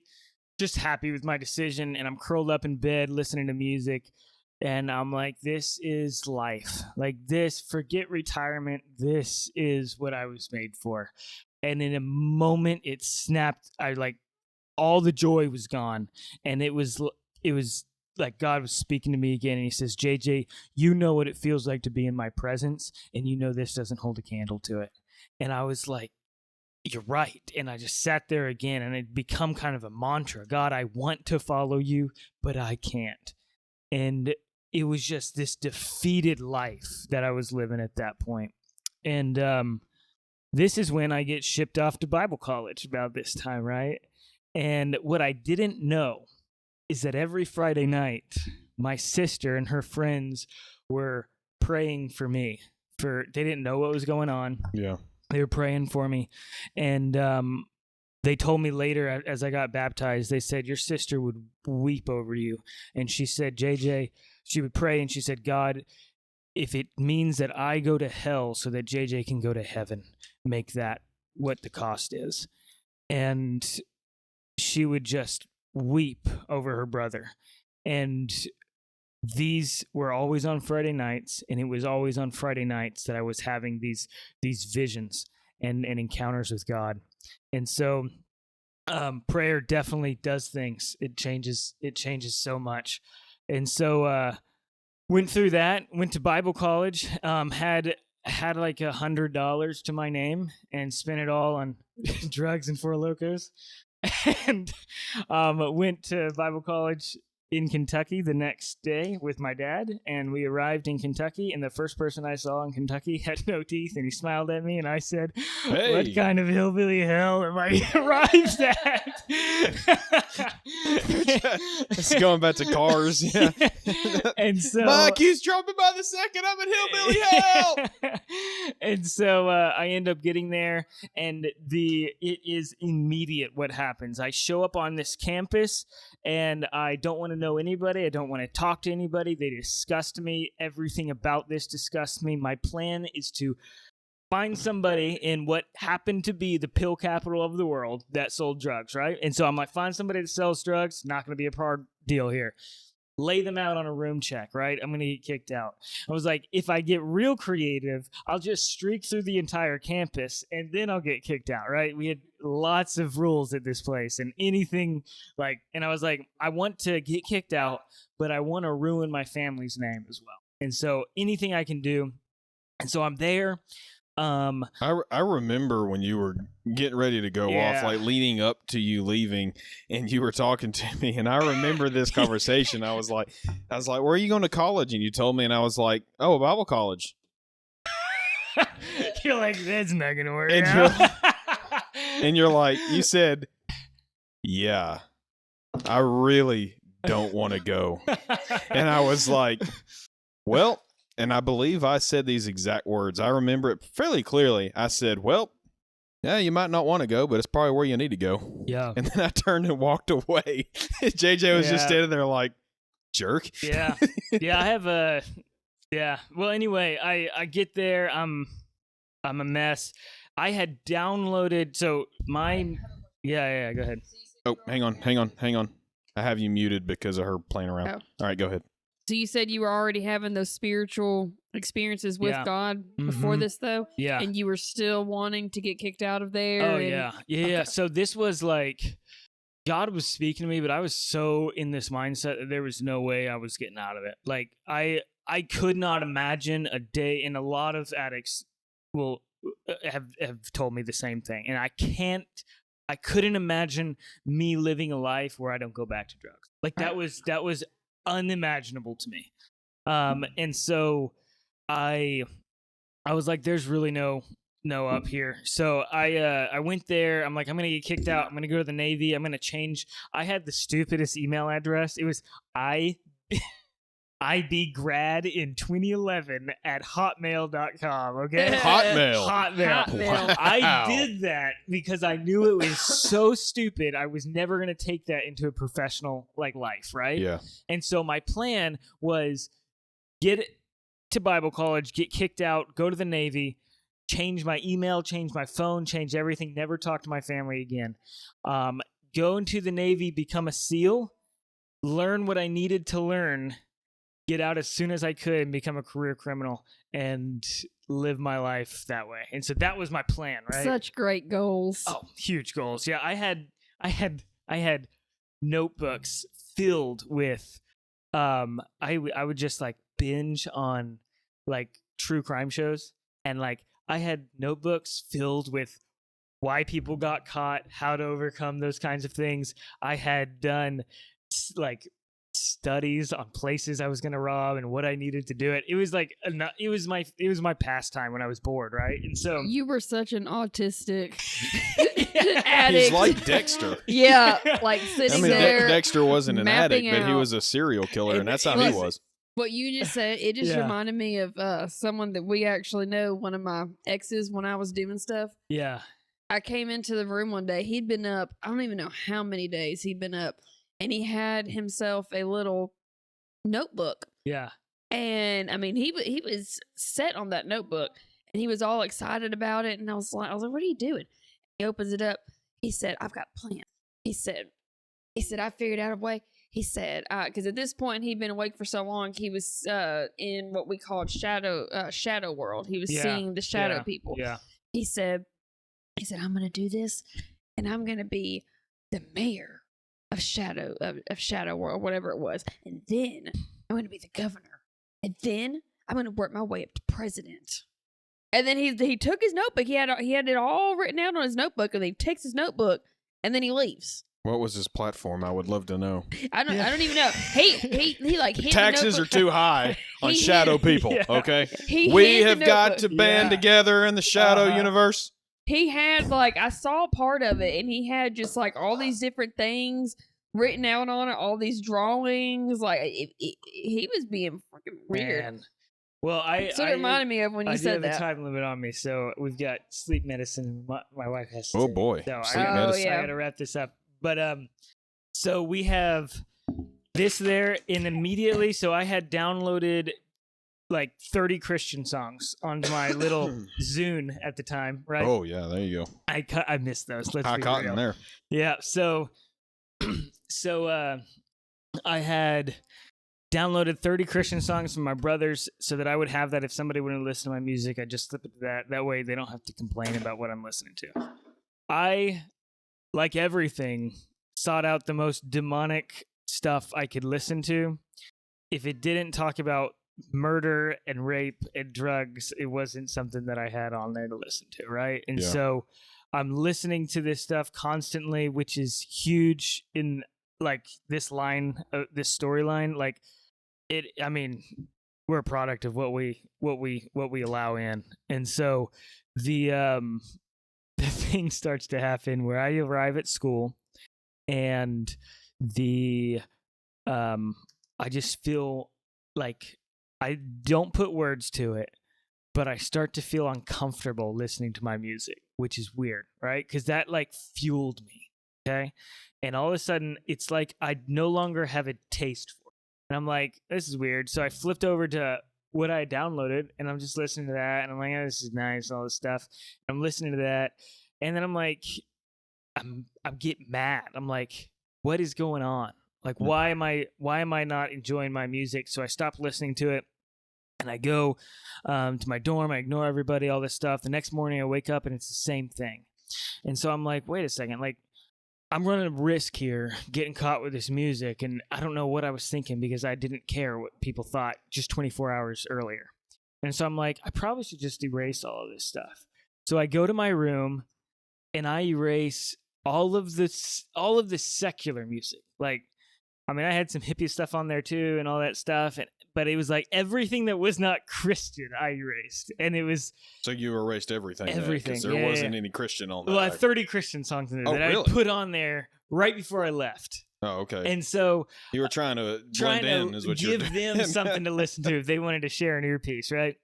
Which is weird because I did not make friends. And so I go there and I erase everything, and then I'm like, wait a second, I can just go onto my computer, and I've got the whole Zune software that still got it, so I should probably erase that too. So I erased that. I was like, wait, it's all in my trash can too, so I erased my entire trash can. And I was like, okay, so I go about the rest of my day. I wake up the next morning, and I am livid. I am like, this place is changing me, and I'm getting out of here. And so I go down to breakfast, or I skipped breakfast, and I go down to lunch, and I'm like, I've got to figure out how to get out of this place. I'm like writing plans on how to get kicked out of Bible college. And this girl comes up to me, and she's like, are you JJ? And like the loser that I am, and I just fall back to my default setting of pretty girl, let's talk to her. And I was like, okay, so we'll talk. And I started being absolutely atrocious in the way I was talking to this girl, and just hitting on her like I would other people. But this was a Bible college campus, and didn't know this at the time. This was a daughter of one of the teachers. And I'm sitting there just, riz her up like a loser. And she is like not super flustered, just kind of like, are you serious? And but she started to revert everything I said. Kind of went back to it, like naturally flowed back into, hey. And I know she was doing this, but it was flowing back into what God was doing in her life. And I kind of like, I'm sure I'd seen it in my life prior. This was the first time I had eyes to see somebody who actually loved Jesus and lived their life out of a reaction to that love. And that was what I had been doing with demons my whole life, right? And here she is, absolutely fanatical about Jesus. And then she starts telling me things like, she depends on Jesus for the little things. Like, I have shampoo that I need, and my parents don't provide anything like that because I ask them not to, because I want to rely on Jesus. And so I pray, I don't have any money, but I need some shampoo. Can you provide? And then the next day, without telling anybody, there's shampoo on this doorstep, and it's the exact like scent that I wanted. And it's like little things like this. And this girl just was bathed in this love for Jesus. And like, she's the only one that I know that would take what she called honeymoons with Jesus. She'd go out and camp out in the cow fields and come back just crazy on fire for Christ. And she was real. Like, she was in, this little girl would go to like trailer parks where there was known witches, and they would come to the doors with shotguns claiming to kill you and all this stuff. And she would go there and she would just preach the gospel in love to these people. And it was just like, that's all she wanted, was to share God's love. And it was absolutely infectious. And I couldn't get past it. And I remember going to bed that night saying, if that's what it looks like to be Christian, then I want that. And I prayed, I said, God, I don't know if you can do that in me, but if you can take this brokenness that I have and you can make it look like that, then I will give you the rest of my life. But I'm going to give you a year. And if I don't have what she has, then I know how to have fun. I can party and I can do my thing and I can be miserable. But if I just have to live my life going from one high to the next, I'll do that. But if I can have a chance of having that, then I want that. And so the next morning I wake up, tons of names on my head of people I needed to apologize to, people I had wronged, cheated on, stole from, all this stuff. And I said, that was fun. I'm done with this Christian thing. So I'm walking out of my dorm room, and I hear just in the back of my head, you always quit when it gets hard. And I was like I wanted to be a SEAL. Like that was so far from who I wanted my identity to be that I was like, that's exactly what I'm doing. I don't know if I have the strength to do what you're asking me to do, but I wrote them all down on Post-it notes and I put them on my laptop and I went to breakfast. And then I just like didn't know what to do. Breakfast time, they say, hey, we're having a prayer meeting tonight. I didn't know what a prayer meeting was going to look like. I thought we're going to get together for 10 minutes and pray. This thing is 2 hours long. It's held every Friday night from 10 to 12. And I was like, I walk 2 in hours. there. I walk in there. God, man. And I'm like, 2 hours. I went there because the girl was there. And I was like, maybe we could chat. There's no chatting in prayer meeting. And so I'm alone staring at a pew. And I'm like, I don't know what I'm going to do for 2 hours, right? And something just hits me in my mind, and it was just everything that you are, JJ. You told me you were going to give me yourself for a year, so for a year, you give me the rest of your life. And I was like, that's a loophole I didn't see coming. And so, I mean, it just laid it out. He said, all of your relationships, you're not to guard those for the future, you're to give them to me. All of your plans, you're not to prepare or guard those for yourself, you're to give them to me. And if in this year you ruin all of those, you do it for me in this year. And so he said, you're not going to be a SEAL, so I need you to give that to me. And now I don't know what I'm doing with my life, right? And so that was my entire future. I'd been training since 6th grade to be a SEAL. And so now I'm the kid who has no plan. Now you're going to go and you're going to apologize to basically everybody that you know, and you're probably going to lose a lot of friends, and you're going to do that. And then if I decide to put you in the tiniest church in the middle of nowhere where nobody knows your name and you live a monotonous life, you're going to do that for me. And I was like, this sounds terrible, man. Well, it did. It sounded awful. But what I knew what was happening was all of my worst fears were coming and they're being laid on an altar. And God is saying, are you really a man of your word? Are you going to give me everything you fear? And I was struggling. I didn't really know what to do with all of this. I thought maybe I'll just sit on this for a few weeks and think about it. And my now brother-in-law, who I hated at the time because he was a baseball player, and the only thing I knew about baseball players was they were complete idiots, and I didn't want anything to do with them. But he comes over, and he puts his hand on me, and you know him. He's not a crybaby. No. Dude is tough as nails. Big dude. Yeah. Just stoic, kind of like. Yeah, very stoic. Yeah. Comes from a firefighter family. Yep. Like, he's just hard nails. And he is weeping, like, shaking, sobbing, snotting, weeping, and he's got his hand on me, and immediately, like, I retract because that was what was happening when anybody would touch me. And he starts to pray, and in my mind, the negativity just started rolling. I said, what is this loser doing? and I got up and just made fun of him and walked out. But it was like the Spirit of God just settled. And I felt his presence so strongly in that place. I didn't have a thought that led me to it. It was just the presence of God just consumed that spot. And I started to weep. And I like heaving, crying. And he finally got it. He finally got that first hammer strike through the wall there. Yeah, in that moment, all of the fears I had just been wrestling with were just overcast with the goodness of God. And I realized if I walk away from sacrificing the fears, I walk away from this.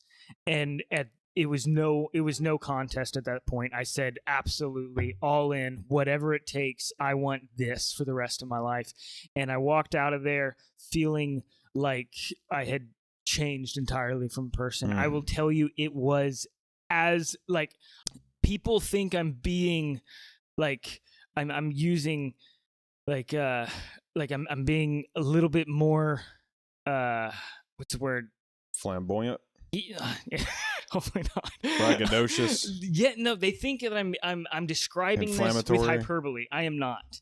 The world took on color I didn't know existed. It was like I stopped seeing in black and white and I started to see in color. Well, you were living so long with this feeling, because I know the feeling Yeah. that you're talking about. She knows the feeling that Yeah. you're talking about. People watching this know the feeling that you're talking about. And it's this feeling of just everything feels Yeah. dark. Yeah. Yeah. Everything seems muted in Yep. its color tone. Yeah. Is a little bit Yeah, muted. life is drab, and Yeah. that was no longer the case. And I walked out of there, and I saw stars as beautiful for probably the first time in a long time. I smelt the air, I felt the wind, and everything was at this point a gift that God was giving me that I didn't deserve, and I knew it. And you were tasting freedom. Yeah, You thought you real had freedom yes, when you were doing what you exactly, wanted to do. Exactly. But So, now you had freedom of yeah, complete freedom. exactly. You're not beholden to Yeah. anything anymore. So, mind you, 2 days ago, I've gone 2 days without drugs at this point. And you talk about just everything is on the edge. Like you feel like you're about to just ruin everything. Yeah. Oh, yeah. Yeah. And at that moment, there was no more withdrawals. I went completely straight at that point. I didn't have to go to any 12-step programs. I was in Bible college for 6 months though, so 8 months. I had that, but it was that, and then addiction to pornography was another thing that went away like that, and then there was.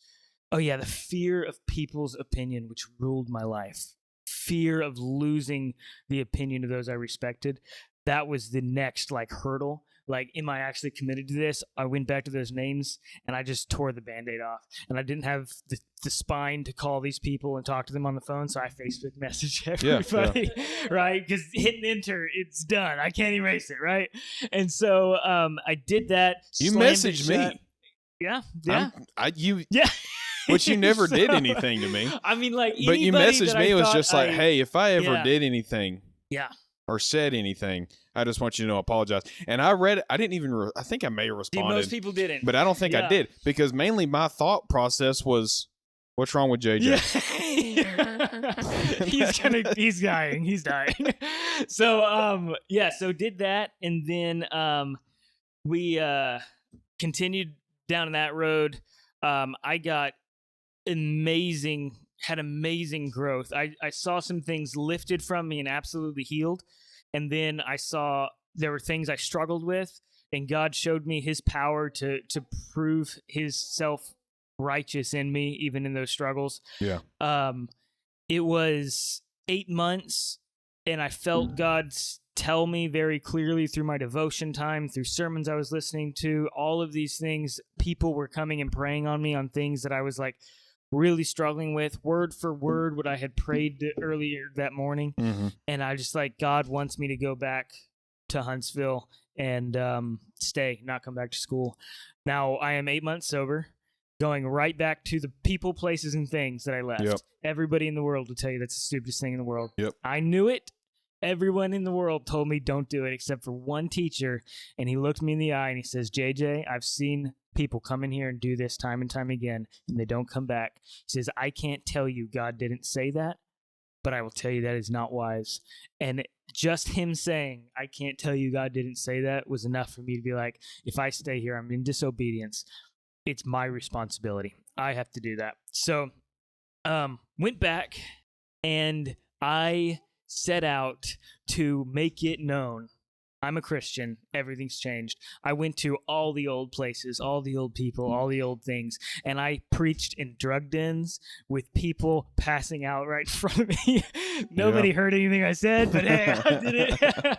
I stalked down my old buddies and held them captive in their cars. I preached the gospel to them. I would go and do homeless ministries. I would get involved with anything I could do to share my testimony, share what God was doing in my life. And God told me, JJ, you now go back to the place that you corrupted, and you fight to destroy the works of the enemy now. And so every Sunday morning I would go and I would pray for an hour before church ever started that God would have victory in these lives. And then I would spend morning after morning after morning praying, and night after night walking streets and praying for God to revive what I had broken in that church. And a revival broke out probably about 3 months after I started doing that. Good. People that I had brought into this got radically saved. Many of them so changed that even though they fell away later, they ended up coming back because the reality that God was real could never leave them. And it was just beautiful. And so all of that was happening, and I was dealing with demonic attack after demonic attack during this time. My family was pushing me away because the lifestyle I was now living was totally different than what was acceptable in normal Christianity, right? It wasn't that I judged them for what they were doing, but what God had made clearly known that I needed to do. I was going to stick with those things because I knew that obedience, that closeness to him was the only reason I was seeing the growth in the people I loved right now. And so I wasn't going to put that in jeopardy to water down my life. And so as I did that, I lost like everybody, like all of my friends. My connection to my family grew distant. I was living in a home that was at the time falling apart. I didn't know this. My parents were talking about divorce at the time, and I came in and realized what was going on. And in my, ignorance, beautiful, blissful ignorance, and I'm so glad I was so ignorant. And I'm so glad I didn't listen to the world that says you're too young to understand what's going on here. I just took what I knew, and I just tried to be honest and truthful with my mom and my dad. And it was enough. I think it was the change they saw in me that said, if God can change that kid, he can do something here, right? And it was just a lot of things happened. And then I'd made a decision. I don't know. It's hard to look back and say this one way or another, but I tried to make the best decision that I could.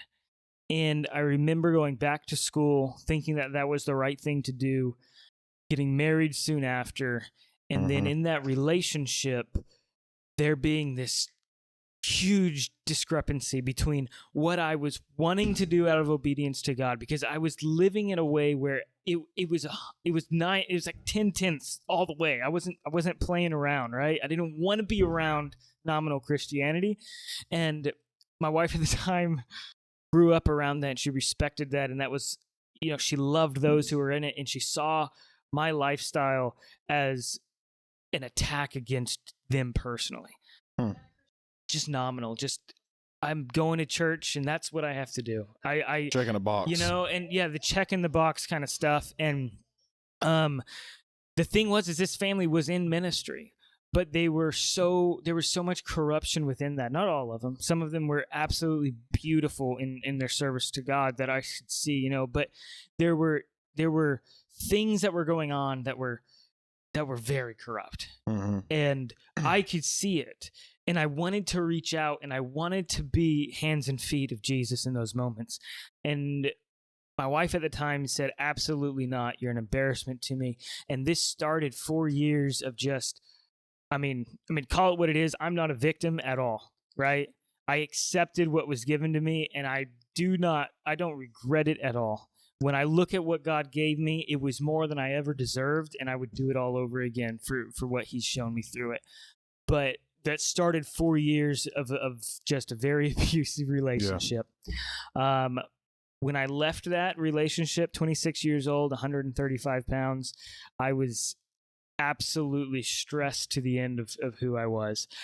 My days were working 2 jobs, 3 jobs at times, coming home, picking my crying wife off the ground because her mom had just spent the last 3 hours on the phone berating her, telling her she's a failure, telling her she's fat, telling her she married a loser, telling her that I was gay, I was cheating on her, I was doing all of these things.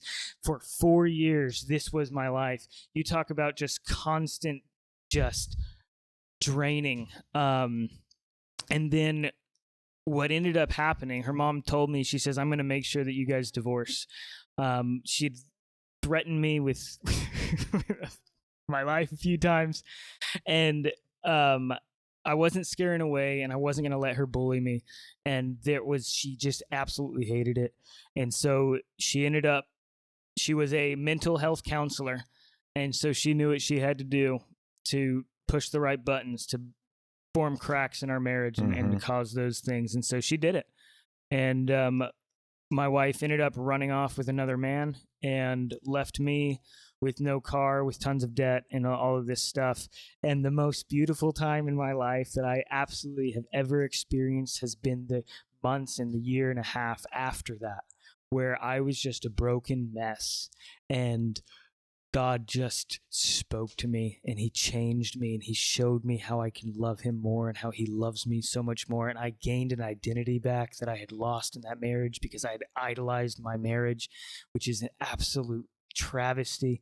When people who are called to serve God, which we all are, go into a marriage thinking that that's going to solve all their problems, and they idolize it, and it gets them off the path like it did me. And so, like, he was just breathing life back into me.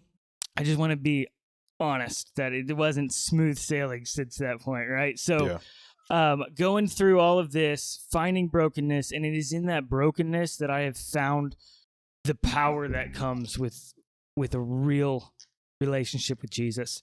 And that's where I met Christine, my wife now.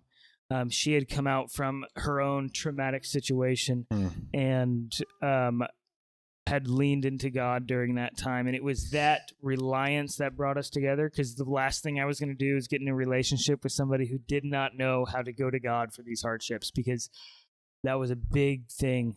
And I told her up front, I said, like, she had her fiance pass away.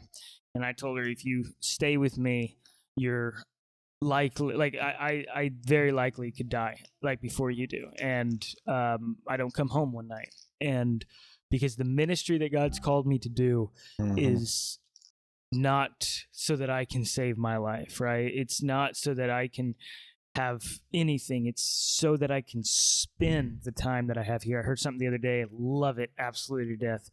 It is that Christians don't understand this, but this is what we need to live into, is that as Christians, we are absolutely immortal until Jesus says otherwise. Yep. And that lifestyle is what I told her. I said, I'm going to die, and I'm not going to die of my own stupid means. I'm going to die when Jesus lets me, because I'm going to continue in obedience to serve him.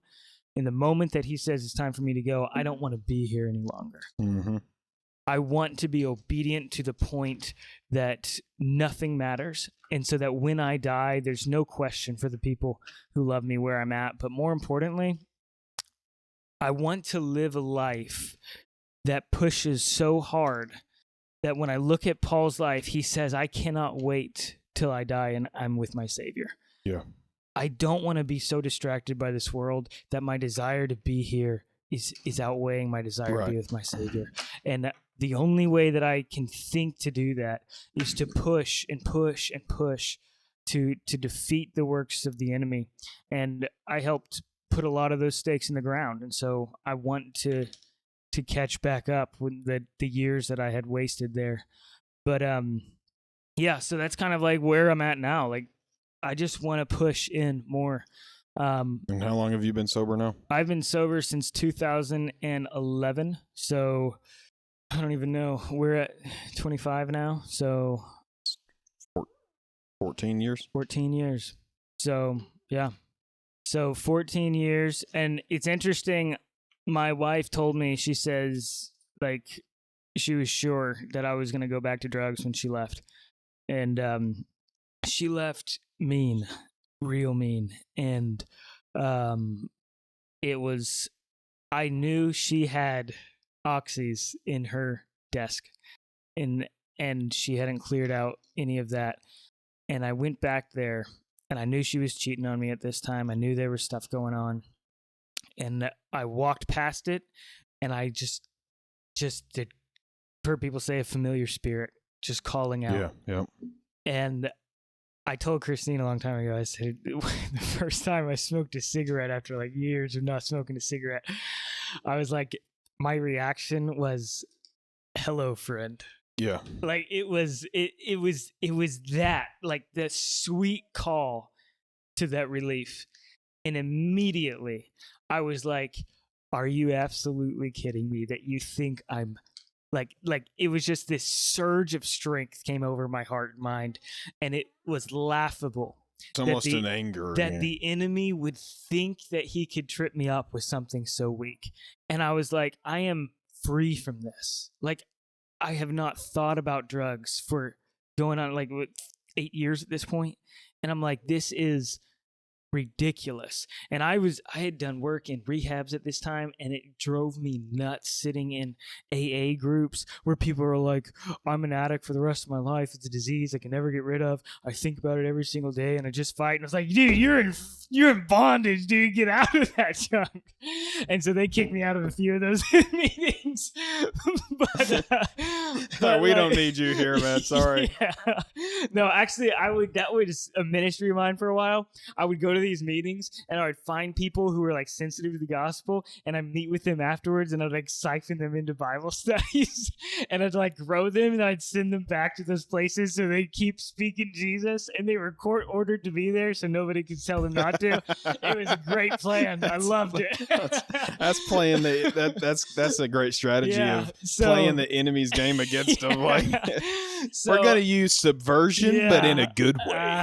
Absolutely. So that's just like we look forward to the ministry that God's got for both of us, just because, man, it's just the way the scripture says, like, we overcame the blood of the Lamb by the word of our testimony. Why? Because that is truth that has already happened and a promise of truth to come. Mm-hmm. The blood of the Lamb that caused that testimony to be a reality, and not loving our lives even unto death. And so that pursuit of Jesus, understanding immortality until Jesus says otherwise, that is the beautiful cycle of a Christian walking in power. And so, like, we just want that more and more. I mean, it's recovery, sobriety is something that is people are proud of it. Yeah.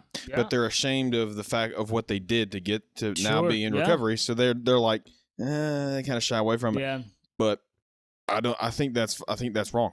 Absolutely. I think you should be proud. Here's what I used to do. Here's what I do now. It's just an example of the grace of God. And if I can be that, I want to be. Absolutely. Well, man, thank you very much for sharing. And there was several things in there I didn't know. I didn't know that you were praying to Satan during that time we were hanging out. I mean, it really wouldn't have made a difference, but it's interesting to know now. Yeah. Even back then, if you told people that, they kind of didn't want to be around you. It didn't matter how off the wall they were. Well, I've always been a very non-judging person, so I'm just kind of like, okay, pray to whoever you want. Man, I don't care. But thank you. I probably would have been friends with Jeffrey Dahmer. The funny story I was going to tell you about that, we were watching was it Jeffrey Dahmer? Who was the guy who was basically a pop star in his court hearings? Like, all the ladies were like, oh, that was Ted Bundy. Ted Bundy. We were watching the documentary of Ted Bundy while me and Christine were dating, right? And we're sitting in my room, and I am renting a room from a dude, and I'm sleeping on a cot, and I love camping. And I'm camping pretty often at this time. So I just come home, roll up my sleeping bag on my cot, and do all that. I've got everything. All my clothes are in suitcases by the bed because I can't afford shelving. And so it's just a TV. No, it's a projector. I still do that here. It's a projector I borrowed, my cot, and clothes in suitcases. And so they're describing Ted Bundy, and they're like, the neighbors or somebody went in his house and he says, yeah, he was real weird. He was like, so crazy. He slept on a cot and he left all his clothes in suitcases. And he said he slept on a cot in a sleeping bag, and his clothes were always packed in suitcases. And I had previously just met Christine. So we're looking around going, and I'm like, she thinks I'm a serial killer. It was so awkward. I'm Ted Bundy. Yeah, so I made a joke about it. We laughed awkwardly and then went on. But and she still married you. That's good. She did good stuff. But man, I appreciate it, and we'll see you when we record Treasures from Darkness, our show. So, and we'll Sorry see if my y'all. head was turned the wrong way the Well, entire time. we have but one camera. Yeah. Please like, subscribe, and share, and we will see you next time.